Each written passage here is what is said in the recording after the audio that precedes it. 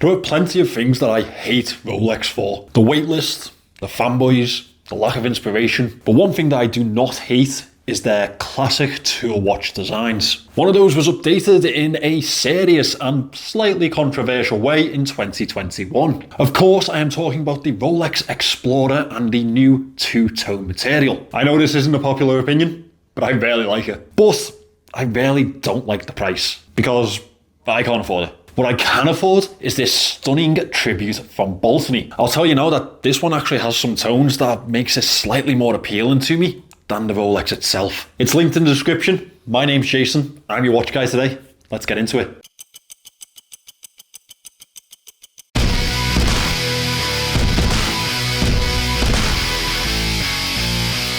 It's been a while since I've reviewed Baltany, but they are still one of the Chinese brands that impress me the most. Obviously, people are going to hoard towards St. Martin, but Baltany impressed me in a very different way. They know exactly how to put their own little twists on homages and add their own little touches that bring a very lovely vintage tone. That's exactly what they've done with this S4035. It's obviously a homage to the Rolex Explorer, but that dial gives it a completely new dynamic in my opinion. This one actually comes in a slightly different size at 39mm in diameter. It's definitely much more towards that sports style. The 47mm lug-to-lug distance wears perfectly on my wrist, and in my opinion, it's pretty universal. The slightly domed sapphire crystal brings this one up to 12.6mm thick, but it doesn't look nearly that thick with the slim case profile. It's available with two different movement options, the NH38, which I have in today, or the SW200. Obviously, completely different price brackets. The Swiss one will set you back an extra $80,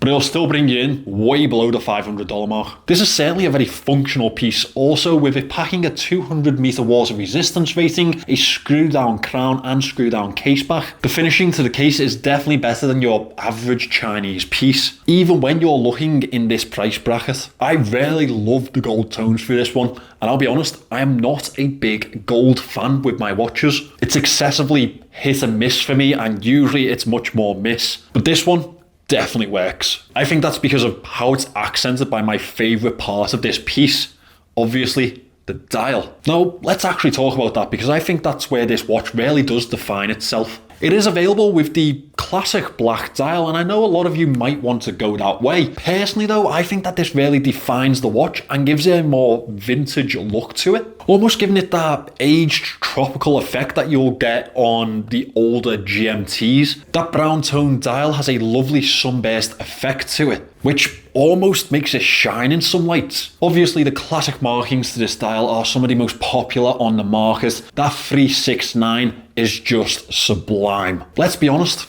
it's iconic. I do love how high the markers actually sit off the dial though. They're incredibly well pronounced. I wouldn't say they dominate the dial in any sort of way, but they certainly make a presence felt, making a feature of themselves, which is definitely helped by the gold tone borders. And obviously they play beautifully with the rest of the case. I feel like this larger case profile almost gives the dial a little bit more space to be enjoyed. The print to the dial at the 12 and the 6 o'clock is a lot more subtle than you may expect. And again, I feel like that flows with this more vintage tone. I know I keep mentioning it, but I think that's the real selling point to this piece. The handset is the classic Mercedes handset. I'm not the biggest fan, but let's be honest, what else did we really expect in a Rolex homage? It works. What else can I say? The lume on this watch has a solid application, and that is due to the Swiss Super Luminova that Baltany are using. I have no complaints about it at all. They've nailed it. I know I've already touched on the case, but I've got to say the execution is absolutely perfect. They've nailed those small aspects that I really do need. The grip to that crown is solid, and obviously it's signed with the Baltany logo and matches the gold tones of that bezel and bracelet. The finishing is absolutely perfect for this price point. Again, I think that they do rival St. Martin in that aspect. Let's hope my pictures pick up on that because I am terrible with the camera. I really like the highlight of the gold high polished effect to that fixed bezel, and even more so how the crystal slightly protrudes it. I know the design has pretty much nothing to do with Baltany, I get that, but the execution is on point. The bracelet is the standard 3-link style with gold center links. It is, however, fully brushed, and I'm really glad that they've taken that route. I think it gives it a much more tool-like presence, even though obviously that gold tone completely counters that idea. I just think that it's a beautiful mixture between those two worlds, and when you really think about it, it calls back to the development of Rolex. From that ultimate tool watch presence that they had to the almost unrecognizable brand that they are now. I'm not exactly a fan of what they represent at this moment in time, but as a watch enthusiast, as a commentator on the market, you've got to respect it. We have a simple double push deploying clasp. It has a good level of finish, high polished edges, and of course, again, it's signed. We even have 4 micro adjustment points. It wears really well on the wrist, and honestly, I've enjoyed it that much that I've kind of held back on this review a little bit just so I can enjoy it that little bit more. But that does not mean that it can't be improved on. So let's get to my downsides. I'll be genuine with you, it's a very hard piece to criticize. I know some people will think that it's too expensive with an NH38 movement at $250, but when you see the quality in person, that completely changes your mindset. I just know that some of those comments are going to come, Chinese watches can't be that expensive.